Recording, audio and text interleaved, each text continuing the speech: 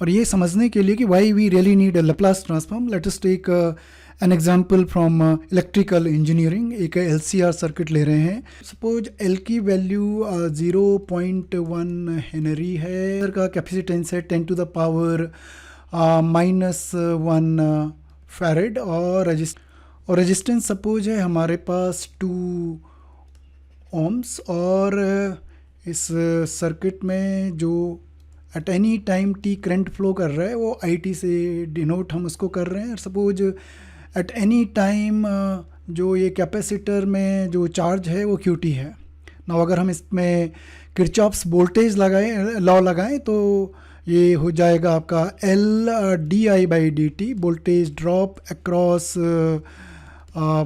Inductance. This one is plus voltage drop across condenser, तो ये हो जाएगा 1/C QT, and this one is plus voltage drop across R, ये हो जाएगा R into I, and this is equal to applied EMF, so this one is हो गया ET।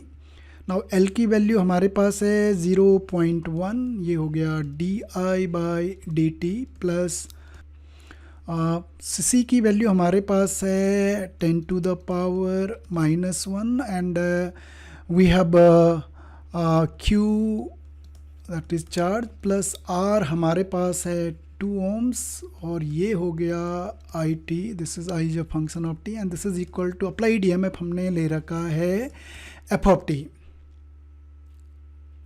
ना हमारे पास यहाँ पे 2 अननोन वेरिएबल हो गए, एक करंट भी हो गया और दूसरा हमारे पास चार्ज भी हो गया। तो हम इसको एक साथ एक ही अननोन वेरिएबल्स में कन्वर्ट करते हैं। तो हम ऑलरेडी जानते हैं कि करंट इक्वल टू होता है dQ/dt।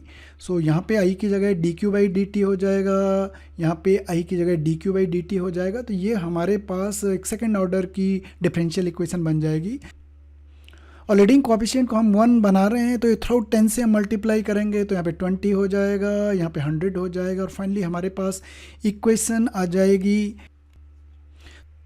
तो जो मैथमेटिकल मॉडल बना हमारे पास इस सीरीज सर्किट का, वो सेकेंड ऑर्डर की linear ordinary differential equation, non homogeneous ordinary differential equation है। और सपोज हमारे पास इनिशियल कंडीशंस दे रखी हैं, सपोज हमारे पास इनिशियल कंडीशन दे रखी हैं कि initially that is T equal to 0 पे जो करंट था सर्किट में वो 0 था, और इनिशियली T इक्वल टू 0 जो इनिशियली कैपेसिटर में जो चार्ज था वो 2 कूलम्स है। Now a differential equation with initial condition, इस किस्म की हम प्रॉब्लम को हम बोलते हैं, इस किस्म की प्रॉब्लम को हम बोलते हैं initial value problem, IVP। Okay, now suppose हमें इसको सॉल्व करना है, तो हम ऑलरेडी एक मेथड जानते हैं। हम सॉल्व करना है, किसके लिए सॉल्व करना है, हमें QT के लिए सॉल्व करना चाहते हैं। हमें ये मालूम करना चाहते हैं कि एट एनी टाइम T इस कैपेसिटर में जो है चार्ज कितना है। सो हम ऑलरेडी एक मेथड जानते हैं जहां हम जानते हैं कि QT इक्वल टू हो जाएगा complementary function plus particular integral. Complementary function मतलब इस इक्वेशन का जो होमोजीनियस पार्ट है, FT इक्वल टू हम जैसी 0 रखते हैं वो उसका सोल्यूशन होगा, और PI का मतलब पर्टिकुलर इंटीग्रल, इस इक्वेशन का एक पर्टिकुलर सोल्यूशन, इस नॉन होमोजीनियस इक्वेशन का एक particular solution.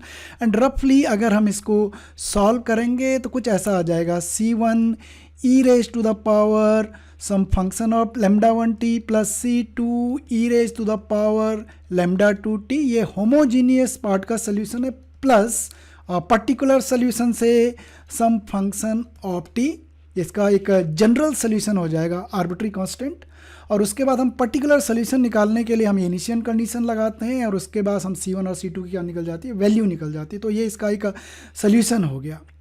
Now let us सी क्या होगा अगर ये जो हमने अप्लाइड EMF है जिसको हम FT से डिनोट कर रहे हैं, सपोज ये FD फंक्शन एक सिंपल फंक्शन ना हो के पीस वाइज डिफाइंड फंक्शन हो। सपोज हम पहले 1 सेकेंड में t greater than 1 and less than 1 जो अप्लाइड EMF है वो एक्सपोनेंशियली से ग्रो कर रहा है, और अगले नेक्स्ट 2 सेकेंड्स में से T बिटवीन 1 to 3 सेकेंड्स हमने इसको एक ऑल्टरनेटिव करंट से अटैच कर दिया है, और उसके बाद T ग्रेटर देन 3 के लिए सपोज हम इस स्विच को ऑफ कर देते हैं, जब ये एफ टी जो है इसमें डिसकंटिन्यूटीज़ हैं, इस फॉर्म में C F plus P I method से इस प्रॉब्लम को सॉल्व करना मुश्किल हो जाएगा।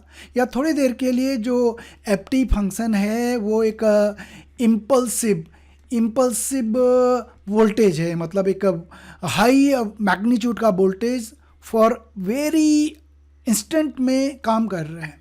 या फिर ये एक डिफ़िकल्ट सा पीरियोडिक फंक्शन हो, सिंपल साइन कॉस जैसा नहीं, बल्कि एक डिफ़िकल्ट सा पीरियोडिक फंक्शन है। अगेन उस केस में हमारे पास जो C F plus P I method है वो उस मैथड से इस प्रॉब्लम को सॉल्व करना मुश्किल हो जाएगा। तो हमारे रेस्क्यू के लिए लैप्लास ट्रांसफॉर्म काम में आता है। तो लैप्लास ट्रांसफॉर्म जो इसको हम एक फैंसी लेटर एल से डिनोट कर रहे हैं, थोड़ा करली कर दिया, ये डिनोट कर रहे हैं लैप्लास ट्रांसफॉर्म को।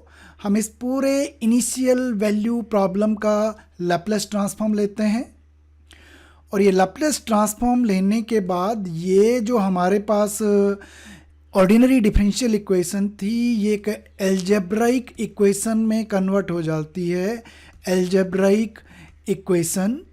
और हमारी जो ऑर्डिनरी डिफरेंशियल इक्वेशन है उसमें जो अननोन वेरिएबल है वो क्यू टी है। ये लैप्लास ट्रांसफॉर्म इस क्यू टी को एक नए अननोन फंक्शन में ट्रांसफॉर्म कर देता है और इसको हम कैपिटल क्यू एस से डिनोट कर रहे हैं। Small Q transform into capital Q function, T variable independent variable T converted into S variable. Now हम एल्जेब्राइक इक्वेशन को सॉल्व करना ऑलरेडी जानते हैं, तो उन मेथड्स को लगा के हम क्यू एस की वैल्यू निकालते हैं।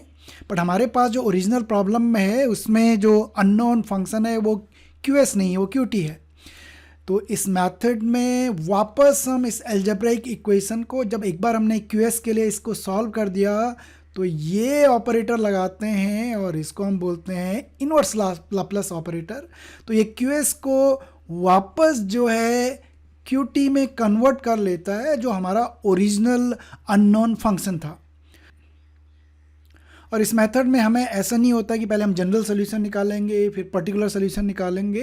जो हमारे पास क्यू टी आएगा वो इस प्रॉब्लम का ओवरऑल, इस इनिशियल वैल्यू प्रॉब्लम का सोल्यूशन होगा। सो इस पार्ट में हमें इस क्वेश्चन का आंसर मिला कि why we need Laplace transform. Basically Laplace transform हम इनिशियल वैल्यू प्रॉब्लम को सॉल्व करने का काम आता है।